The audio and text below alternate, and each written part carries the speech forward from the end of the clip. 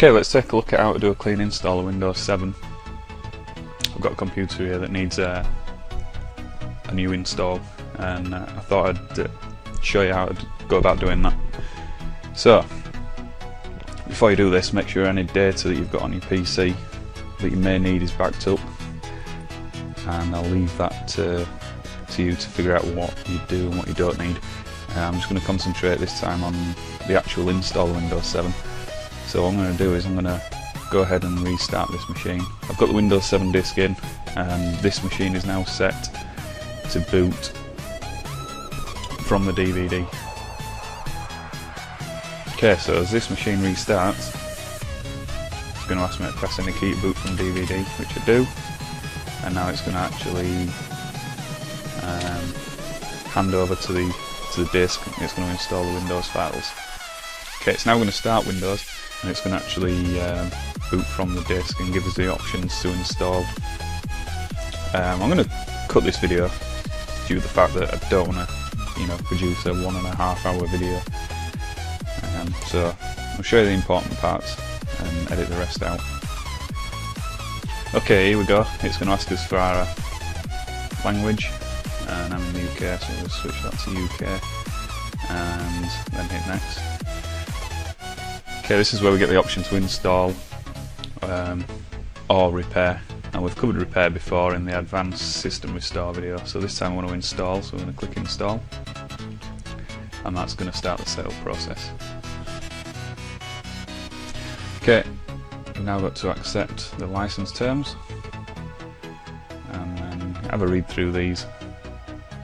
I've installed Windows enough times to know what it says. We'll click on next. So we're going to do a custom, the advanced one. This is due to the fact that I want to wipe this drive. I want to do a format of it, and you'll see here that we've got a 10 gig drive here. This is a virtual machine. It's not a full-blown PC, which is why it's only got a 10 gig hard drive in. So I want to go to drive options. This is going to give me the options now to format the drive. So we make sure, and this is very important, make sure that if you have got multiple drives in here, that you are going to format the correct drive.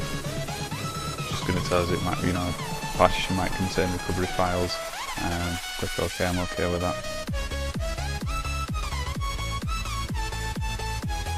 So it's now going to format the drive. Okay, so now that's formatted, click on next, and this will begin the install. It's going to copy the files, and it's going to go through the install, and this is where I'm going to cut the video, otherwise we will be here for the next hour. Okay, Windows will restart, and when it does, once it's expanded all the files, and before it goes into the install, when you get the screen coming up saying you want to boot from CD or DVD, don't press any key, let it boot through, and then it'll continue with the setup. Okay, again you'll see that the computer is going to reboot again, and at this point again don't press any key, let it boot through. If you press any key, you're just going to go into a loop and you'll go back and start again basically. So we'll let Windows restart. Okay, once we get through the main bulk of the install, we're going to be asked for a few details. So we're going to add his name here.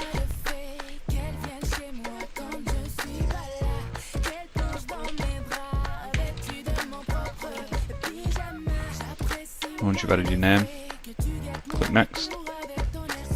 Type a password if you want. You can always set that up again later. I'm going to skip this bit for now. Again, product key. I'm going to skip this due to the fact I don't really want to be putting the product key in on the video. And you get 30 days to activate Windows anyway, so you can do that from within Windows or at that point. I recommend you to do it at that point, and then it's done. And the first time you go on the internet, you'll then register your Windows.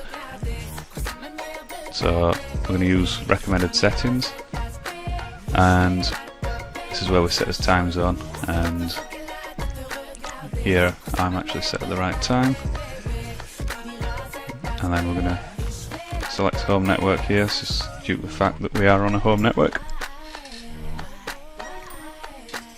I'm just going to skip this. This is all the network and sharing setup, and this is, I always find it easier to do this from actually inside Windows, so I'm going to skip that bit. We're all interested in the install at the moment. Okay, Windows is just going to finish up here. It's just going to get the system ready for use. Okay, there we have it. Windows will now update, and we'll just take a look at that. Automatic updates is turned on by default, and I recommend that you leave that there. It needs to update. It's one of the other things, just to make sure that your screen is at the right resolution.